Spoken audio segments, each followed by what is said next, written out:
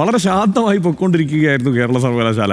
ഒരു കാവിക്കൊടി പിടിച്ച ഭാരതാംബ വിവാദം വരുന്നു. കൃത്യമായ അജണ്ടയുണ്ടായിരുന്നു. ഇന്നിപ്പോൾ ന്യായമായി അത് സംശയിക്കാവുന്ന ഒരു സ്വകാര്യ പരിപാടി വഴി വിവാദ ഭാരതാംബ ചിത്രം സർവകലാശാല സിൻഡിക്കേറ്റ് ഹാളിലെത്തുന്നു.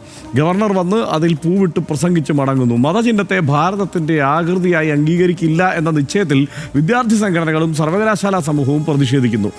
വൈജ്ഞാനികമായും അക്കാദമികമായും ഒരു ബന്ധവുമില്ലാത്ത ഒരു വിഷയത്തിൻ്റെ വിവാദ ചുഴിയിലേക്ക് എത്ര വേഗമാണ് സർവകലാശാല എടുത്തെറിയപ്പെട്ടത്. പ്രത്യേക തരത്തിൽ ഡിസൈൻ ചെയ്യപ്പെട്ട തരം രാജ്യഭക്തി ഇന്ത്യൻ ഭരണഘടന ഉറപ്പാക്കുന്ന വിമർശനാവകാശത്തെ വിഴുങ്ങിക്കൊണ്ടിരിക്കുന്നതും നിലവിലെ വിവാദത്തിൻ്റെ പരിസരത്തിൽ നാം കാണണം.